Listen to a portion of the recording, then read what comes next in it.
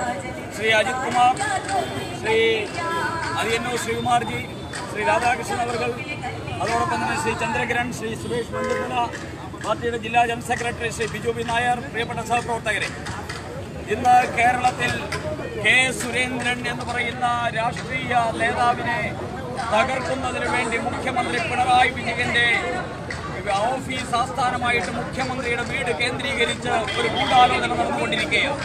ആ ഗൂഢാലോചനയുടെ ഫലമായി നമ്മുടെ പ്രിയങ്കരനായിട്ടുള്ള നേതാവ് ശ്രീ കെ സുരേന്ദ്രനെ കേരളത്തിലെ ജയിലുകളിൽ മുഴുവൻ കൊണ്ടുപോയി, അതോടൊപ്പം തന്നെ ഇവിടെ കോടതികളിൽ മുഴുവൻ കൊണ്ടുപോയി പോലീസിന്റെ പീഡനമാണ് നടന്നുകൊണ്ടിരിക്കുന്നത്. കെ സുരേന്ദ്രനെ സംബന്ധിച്ചിടത്തോളം ജയിൽവാസവും പോലീസ് മർദ്ദനവും അദ്ദേഹത്തിനോ അദ്ദേഹത്തിന്റെ ആയിരക്കണക്കിന് വരുന്ന പാർട്ടി പ്രവർത്തകർക്കോ ഒരു പുത്തരിയുണ്ട്. പക്ഷേ കെ സുരേന്ദ്രൻ എന്ന് പറയുന്ന നേതാവിനെ ഇന്ന് നെയ്യാറ്റിങ്കര കോടതിയിൽ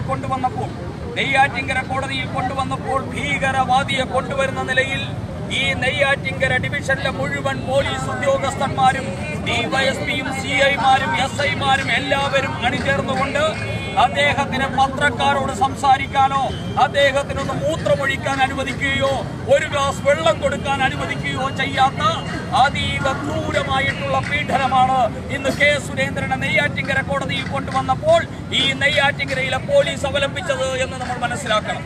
ഇങ്ങനെ കെ സുരേന്ദ്രനെ പീഡിപ്പിക്കുന്ന ഇവിടുത്തെ പോലീസ് സംവിധാനത്തിന് താക്കീത് നൽകാൻ വേണ്ടിയാണ് നമ്മൾ ഇന്ന് ഈ ദേശീയ പാതയിൽ പ്രകടനം നടത്തി ഡിവൈഎസ്പി ഓഫീസിന്റെ മുമ്പിൽ റോഡ് ഉപരോധിച്ചുകൊണ്ടിരിക്കുന്നു.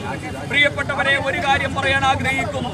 കെ സുരേന്ദ്രൻ എന്ന് പറയുന്ന ജനകീയ നേതാവ് ഇന്ന് ജയിലിൽ കിടക്കുന്നത് കോടാനുകോടി വരുന്ന ശബരീശ്വരന്മാരുടെ ഭക്തന്മാരുടെ വികാരം ഉൾക്കൊണ്ടുകൊണ്ട് ഭാരതീയ ജനതാ പാർട്ടി നടത്തിയ പോരാട്ടത്തിന്റെ നേതാവായിട്ടാണ് കെ സുരേന്ദ്രൻ ഇന്ന് ജയിലഴികൾക്കുള്ളിൽ കിടക്കുന്നത്. അതിൽ കെ സുരേന്ദ്രൻ മാത്രമല്ല, ലക്ഷോപലക്ഷം വരുന്ന ഭാരതീയ ജനതാ പാർട്ടി പ്രവർത്തകർ അഭിമാനിക്കുകയാണ്. അയ്യപ്പന് വേണ്ടി ജയിൽവാസം അനുഭവിക്കുന്നതിൽ അഭിമാനിക്കുന്ന ഇവിടെ ഒരു നീതിന്യായ വ്യവസ്ഥയുണ്ട്. അത് പിണറായി വിജയന്റെ കുടുംബം നൽകിയ, പിണറായി വിജയന്റെ പാരമ്പര്യം നൽകിയ നീതിന്യായ വ്യവസ്ഥയല്ല. ഈ കേരളത്തിലെയും ഭാരതത്തിലെയും നിയമ സംവിധാനമുണ്ട്. ആ നിയമ സംവിധാനത്തെ കാറ്റിൽ പറത്തിക്കൊണ്ട് ഒരു ജനകീയ നേതാവിനെ എല്ലാ നിയമങ്ങളെയും കാറ്റിൽ പറത്തിക്കൊണ്ട് പീഡിപ്പിക്കാമെന്നാണ് ഗുണ്ടാത്തലവനായിട്ടുള്ള പിണറായി വിജയൻ ആഗ്രഹിക്കുന്നതെങ്കിൽ പിണറായി വിജയൻ നിന്റെ നാശം കൊണ്ട് മാത്രമേ ഞങ്ങൾ